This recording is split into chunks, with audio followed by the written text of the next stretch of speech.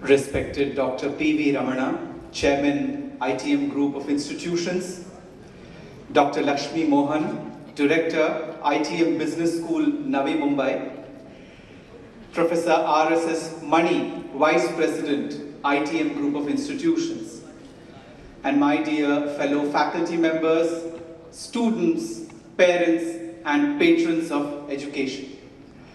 Let me begin by congratulating the founders, faculty, staff, students, and parents on the occasion of the 30th convocation of the ITM Business School, Navi, Mumbai. I wish to appreciate the spirit with which the ITM group has been delivering education for over 3 decades. My personal congratulations to the founders and the founding team for making a substantial contribution to the field of higher education to our dear nation. While I am used to giving a lot of extempore and public speaking kind of talks, but given the dignity of the occasion, I would be sticking to the script of as the chief guest of Convocation, so I would be reading out from the script, so please don't mind that bit.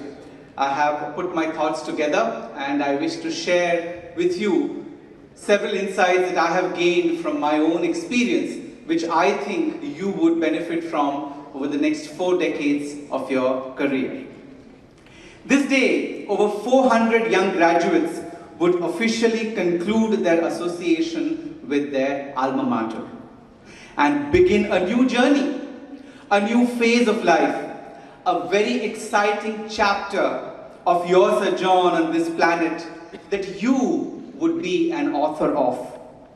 Henceforth, there will be no invigilators or examiners. There will be no textbooks or guidebooks. There will be no syllabus and no examinations. However, you yourself will be your own invigilator and examiner, the course creator and the one delivering it, the one designing the paper and the one answering it.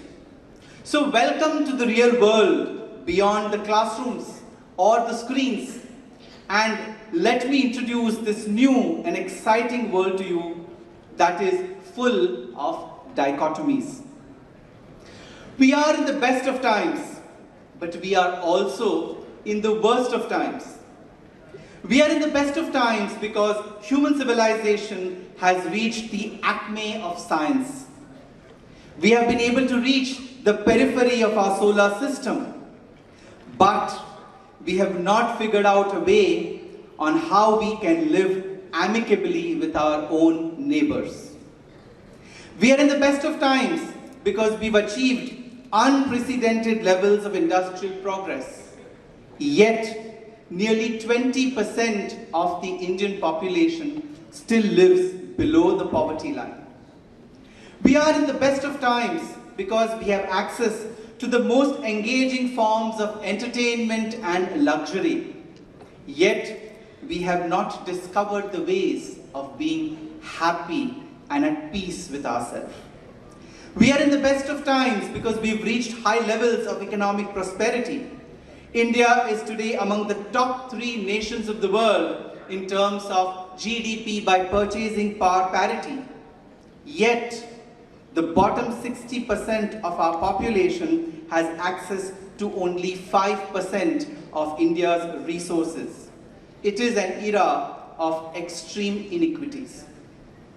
We are in the best of times because we have gained the most cutting-edge knowledge in technology, both as a nation and as a civilization over the last several centuries.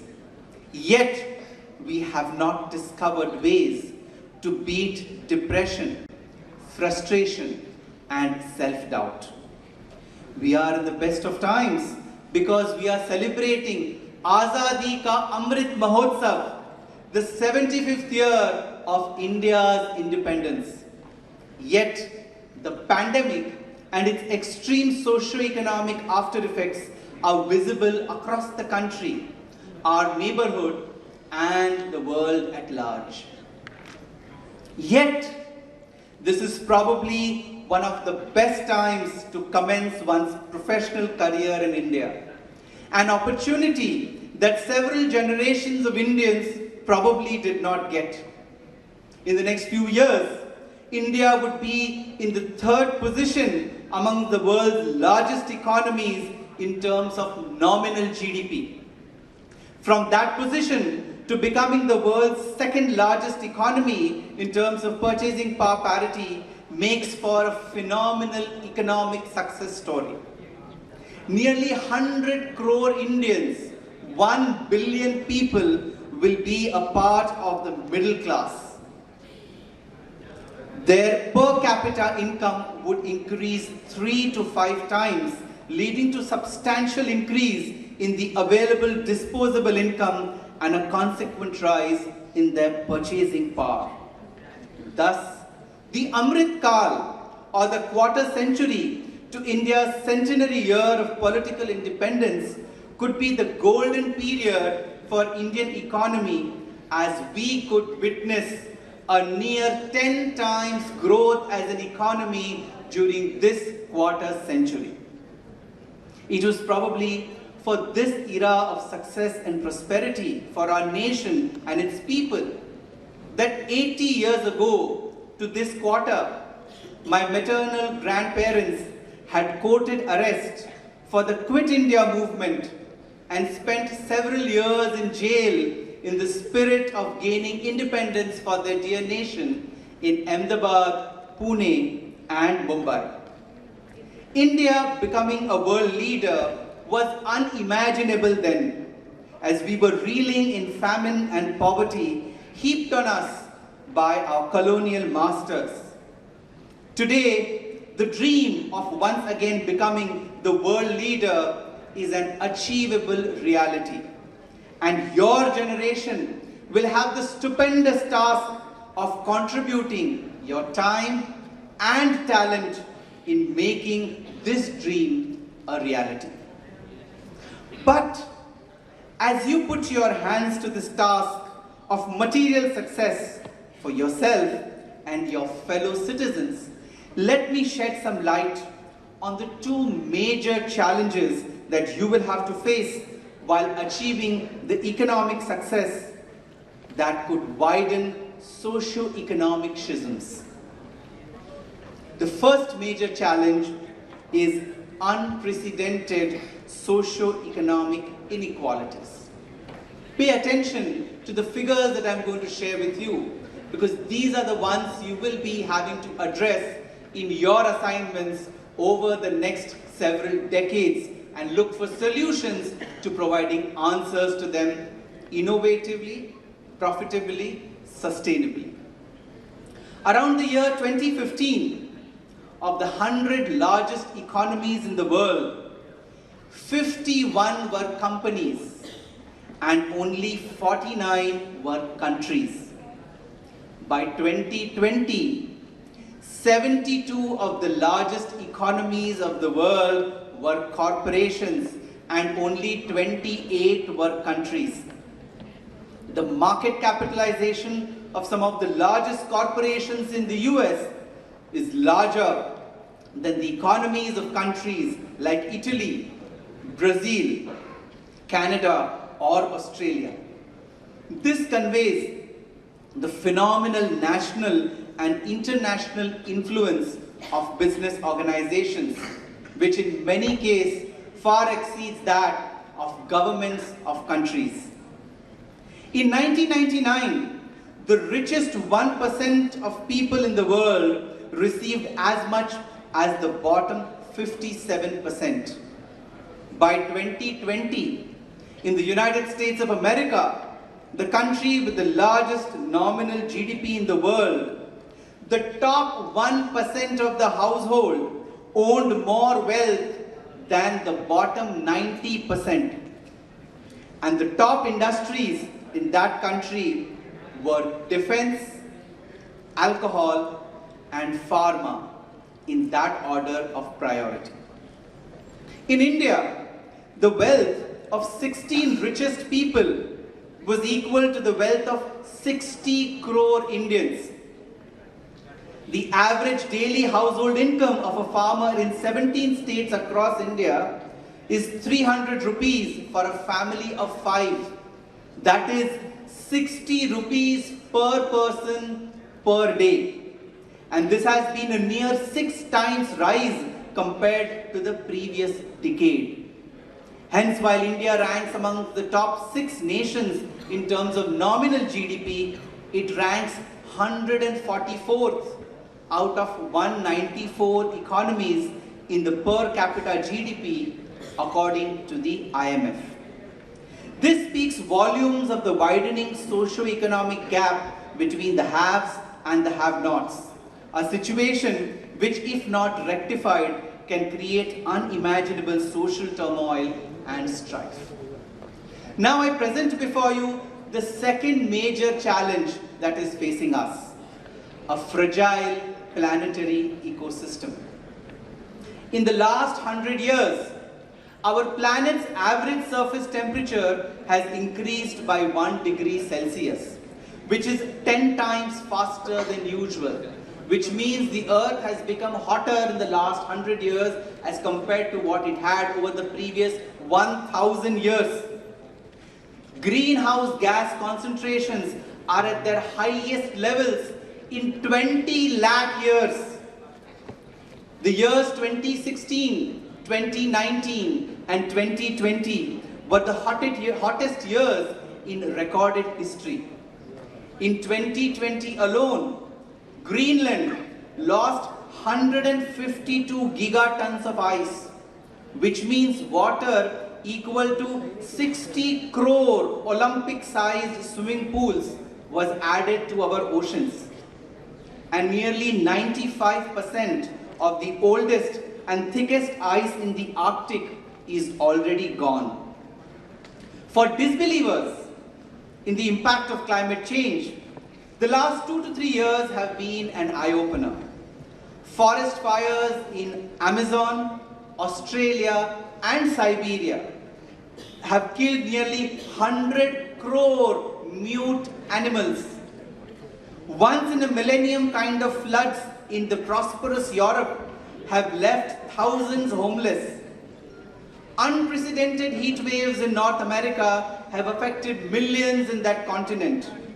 And the costliest cyclone ever recorded, Amphan, in South Asia, cost us $14 billion, that is 1 lakh crore rupees. As you see, no continent has been spared. Now you may think these are distant figures. What do I have to do or contribute to the ice in Greenland melting away? So let me take an example at the micro level. Just one figure conveys the kind of challenges that would emerge from our own consumption patterns. A rough calculation shows that we will have 8,000 crore cell phones as e-waste by the year 2100.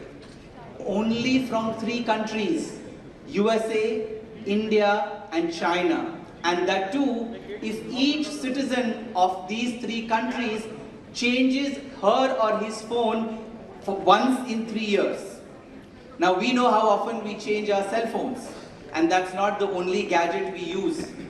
So the list of our consumption items is quite incredulous, and its impact is going to be mind-boggling. This is the socio-economic environmental ecosystem in which each one of you would have to operate and excel over the next 4 decades of your professional life. I am not making a pessimistic pitch for the beginning of your professional life, but I am giving out a call to don your role as professionals with greater awareness and increased enthusiasm to solve the problems by exploring new approaches to doing business in the 21st century. Now, having highlighted the challenges, let me provide some solutions. Let me share 4 ideas that deeply resonate with me and have been the constant undercurrent in my research and writings, especially in the 3 books Professor Mani mentioned, Soulful Corporations, Win-Win Corporations, and the Tata Group, published between 2013 and 2018. The first solution: embed purpose orientation in life and living. The Business Roundtable, an influential association of 200 CEOs in the USA, stated in the year 1997, and I quote, "The paramount duty of management and of boards of directors is to the corporation's stockholders. The interests of other stakeholders are relevant as a derivative of their duty to the shareholders," unquote. Over 2 decades later, the same Business Roundtable released a statement on what they called the new purpose of the corporation. It read, and I quote, "While each of our individual companies serves its own corporate purpose, we share a fundamental commitment to all our stakeholders. We commit to 1. Delivering value to our customers, 2. Investing in our employees, 3. Dealing fairly and ethically with our suppliers, 4. Supporting the communities in which we work, and 5. Generating long-term value for shareholders." Quote closed. What caused the most influential corporate association in the US to change its public stance on the purpose of business? It's a clear U-turn from creating value only for shareholders to creating value for all the stakeholders. A singular focus on shareholder wealth maximization was changed to an inclusive focus on multi-stakeholder value creation. The 2 major challenges that I just shared with you with respect to people and planet are the fundamental reasons for this change, because they are shaking the basis of the ism that is ruling the world today, capitalism. But in reality, is capitalism bad? Should businesses not make profits? Let me give the answer by quoting Professor Edward Freeman, hailed as the father of stakeholder theory and professor at the Darden School of Business, the University of Virginia. I had opportunity to meet him nearly a decade ago and asked him this very question. And he told me, I quote him, "To say that profits are the purpose of a business is like saying red blood cells and breathing are the purpose of life.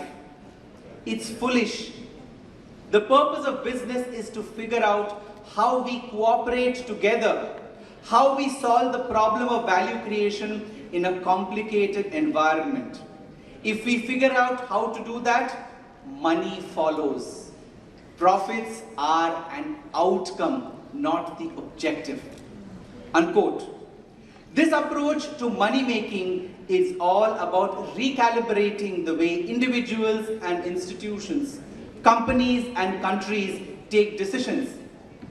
In corporate planning and execution, all of us in the years ahead will have to go beyond the risk versus reward paradigm to a risk versus reward versus responsibility paradigm. For this, along with the what, the when, the where, and the how of business, we will have to look at the why of business, the why of our organizations. Why do we exist as individuals and institutions? This question has been baffling seekers for millennia. Business and business leaders have to deeply reflect and get answers to this question. And it is not as difficult as it appears. Let me quote the example of the Tata Group, India's largest and most globalized conglomerate, and the protagonist of my last book, published in 2018. The views of the founder, Jamsetji Tata, often referred to as the man who saw tomorrow, and whom I refer to as the original startup king of India. His views are worth reflecting on. Over 130 years ago, that's 13 decades back, he defined the group's raison d'etre when he said, and I quote, "In a free enterprise, the community is not just another stakeholder. It is, in fact, the very purpose of its existence." Unquote. Despite undergoing a total transformation in its businesses, geographic presence and scale, the core of the group remains the same, even after it has celebrated its sesquicentennial anniversary 3 years ago. For every business and business leader to move ahead on this path, the 4 I's will be vital. Please do make a note of them.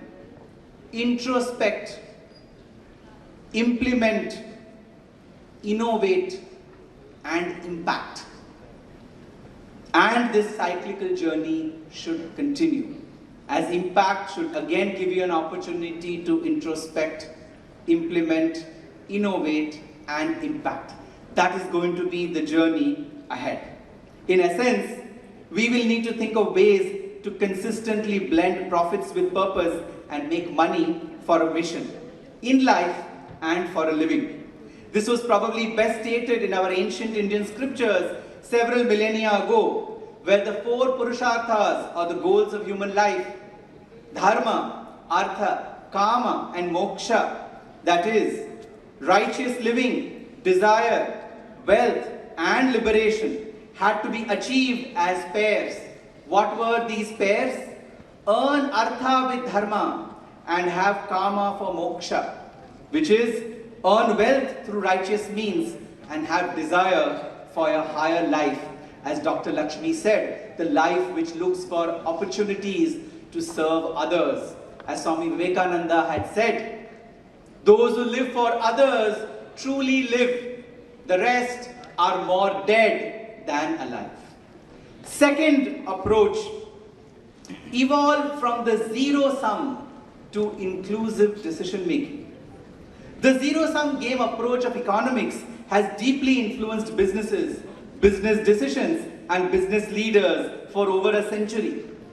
This approach focuses on either or. Either I win or you win. Both cannot win. Either we focus on employee welfare or on company profitability.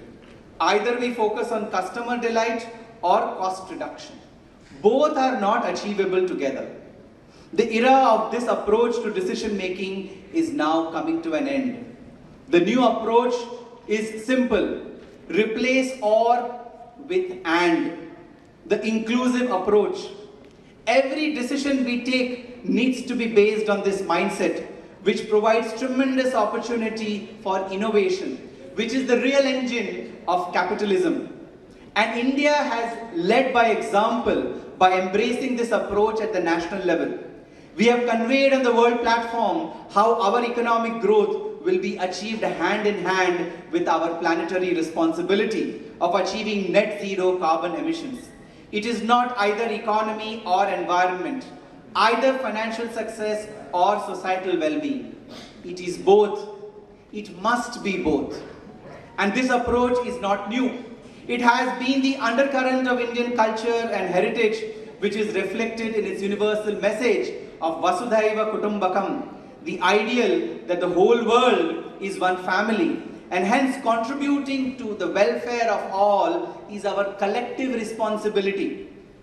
It is no surprise then that with this approach, for 1750 years, that is from 0 AD to the year 1750 AD, India contributed the maximum to the global GDP compared to any other nation in the world. For nearly 18 centuries, we were the contributors, the largest contributors to world economy, pre-colonization. And during this period, we were also great in every field: philosophy, sciences, humanities, culture, literature, music, art, and more. It was the and approach which gave us this sustained success. Approach 3, usher the age of human centricity.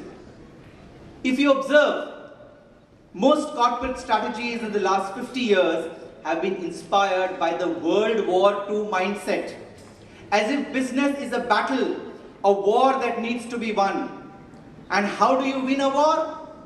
By destroying your opponent, by exploiting resources, by focusing on the here and now. And if we see, most of our corporations globally have had this worldview. There are exceptions though.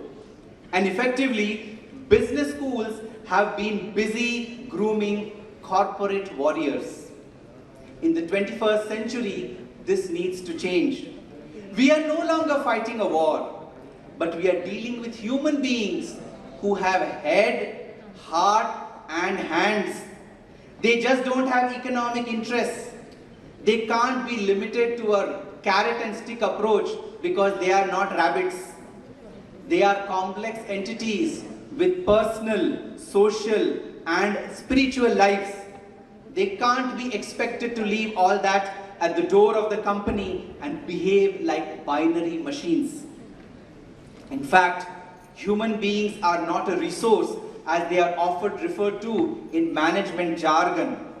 They are the real source of energy and ideas. In this context, I would like to quote the Dalai Lama, who had once said, "We are human beings, not human doings."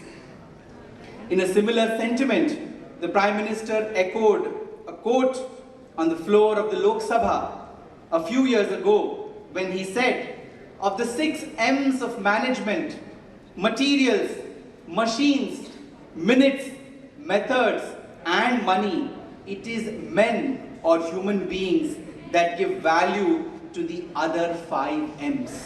Yes, human beings are more valuable than all the wealth of the world.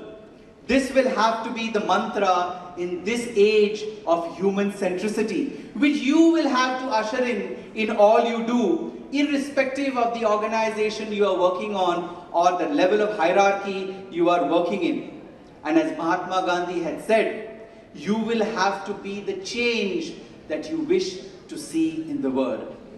The fourth and the last approach that I would like to share is redefine the relationship between business and society.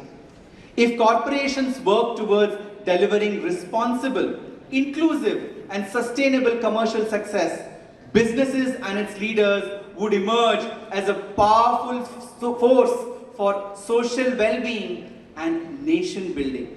In such an ecosystem, you, who are the movers and shakers of India's future, can make substantial contributions towards achieving tangible outputs, deliver visionary outcomes, and create long-lasting impact. Keep these 3 words in mind: outputs, outcomes, and impact. To achieve this in the next quarter century, you will have to lead the transition from the antagonistic paradigm of business versus society to the synergistic paradigm of business and society, and eventually evolve to the enlightened paradigm of business for society. To make the India of our dreams a reality, you will have to play a vital role in achieving this transformation of perspective and practice. And now I come to the last part of my advice and suggestions to you. This is where the role of education is vital to enable each one of you to play your role effectively and efficiently. The education system and higher education institutions are being equipped for the new challenges that we face. The new Education Policy 2020 of the Government of India places enormous emphasis on holistic education. It focuses on 1. Environmental awareness and action for conserving nature. 2. Inculcation of human values like Satya, Dharma, Shanti, Prema, and Ahimsa, and citizenship values for contributing to our nation. 3. Community engagement and seva for serving the society. And 4. Multicultural competence and empathy for being good and responsible human beings at the individual level. As we see, these 4 cater to all that exists between us and the horizons: nature, nation, society, and the individuals. And I'm delighted to know that over the last 3 decades, the ITM group of institutions in their own unique way have been catering to these various facets of holistic education. In this context, let me refer to a conversation between Henry David Thoreau and Ralph Waldo Emerson, both eminent American philosophers and alumni of the Harvard University in the 1800s. They were once reminiscing over their alma mater, in the course of which Emerson is believed to have said that the university had by then all the branches of knowledge. Branches are fine, Thoreau is believed to have commented, but what about the roots? It is the roots of our life that the education institutions nurture with commitment and discipline. Why? So that each sapling grows to become a strong and erect tree that can face every storm with resilience. So that that tree can give fruits to all, even to those who stone it. So that it can give shade to all, irrespective of diversity and differences. It is this role that Indian higher education institutions will have to embrace while grooming graduates with ability and nobility. The intelligent quotient or IQ will have to be integrated with emotional quotient or EQ and spiritual quotient or SQ. And as you are trained to think that knowledge is power and knowledge makes all the difference, no doubt it does. It is a stepping stone to success. But remember, EQ and SQ will make you a true leader, because after a point in time, IQ can be higher, but EQ and SQ must be personally cultivated. A leader can outsource parts of the subject expertise, but the virtues of collaboration, persistence, and resilience will have to be your second nature as you rise up the corporate and social ladder. The role of the teachers in preparing such students for the future can hardly be exaggerated. It is best captured in the statement attributed to the Turkish statesman Mustafa Kemal Atatürk, who had said, "A teacher is like a candle that consumes itself to light the way for others." Yes, please give it for them.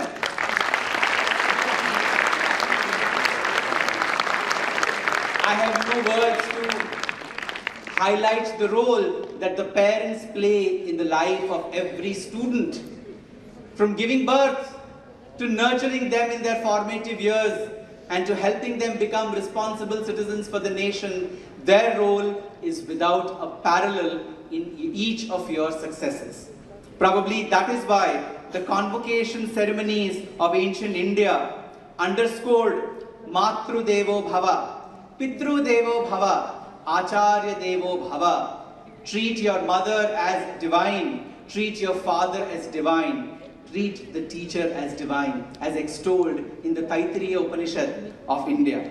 And this is the real education for life that you will have to practice. In conclusion, I have laid before you 4 distinct themes. As a typical lecture in management and leadership, let me sum up those 4 themes. 1, the phenomenal opportunity before India and Indians to lead the world in this century. 2, the twin challenges connected with people and planet that could mar this story. 3, the 4 new approaches that need to be adopted to achieve sustainable success for our nation and its citizens. And 4, the role of educational institutions in equipping young women and men. I would leave you with 2 thoughts that, if truly imbibed, could change your life for good. Today, 400 young women and men are graduating from this campus, and I'm told that each one of you have secured a job and have become an active member of the nation's workforce, contributing to yourself and your family. But as we discussed a while ago, money is not the end in itself. Perquisites and promotions are not the objective of life. They are means to an end. So what is the end? Why are we doing all this that we are doing? Two words, if you deeply reflect, is what we all seek. Happiness and peace. The scriptures call it Atyantika Dukkha Nivritti and Paramananda Prapti. If one were to reflect, human beings have been in search of happiness since times immemorial, and we have sought it in objects and possessions. But as the nature of these objects is temporary, so is the happiness that one derives from them. And hence one keeps jumping from object to object, seeking this elusive happiness. Instead, if we internalize the formula for sustained happiness that has been provided eons ago, we will attain lasting peace and happiness. And what is this formula? Here it goes. It begins with education. Vidya dadati vinayam. Education confers humility. Second, vinaya dhyati patratam. Humility leads to credibility, deservedness. Patratva dhanamapnoti. Credibility, deservedness brings wealth. Dhana dharmam. Wealth inspires charity. Tata sukham. Charity motivates responsible and righteous living. And such a righteous life can give peace and happiness here and hereafter. The entire algorithm of peace and happiness begins with education, has wealth as an intermediary objective, but has many more objectives lied ahead through which you can ultimately attain peace and happiness. And such a righteous life will not only give peace and happiness to you, but will contribute to the peace and happiness of the entire world. Now you will ask me, as the last batch of millennials, or probably the first batch of centennials, how can your nobility contribute to global stability? The answer to that is in another formula, which was often quoted by Bharat Ratna, former President APJ Abdul Kalam, whom I had the opportunity to interact with on several occasions. When President Kalam visited Harvard University, he made the students repeat this formula after him, which goes like this. This is the one which connects how your well-being, how your nobility will contribute to world peace. He would quote, and I quote, "If there is righteousness in the heart, there will be beauty in one's character. When there is beauty in character, there will be harmony in the home. When there is harmony in the home, there will be order in the nation. When there is order in the nation, there will be peace in the world." This is the formula, the only sustainable formula for global peace. And this formula begins with each one of us, and that is the way we can play a role for ourselves and for the world at large. I leave you with these thoughts and wish each one of you the very best in your journey. May you achieve personal fulfillment and professional success while contributing to the well-being of our nation and peace for humanity. I also wish to thank the management of ITM Group of Institutions for inviting me on the 30th convocation of this campus and for providing me this opportunity of presenting my thoughts before you. Thank you very much. God bless you. Jai Hind.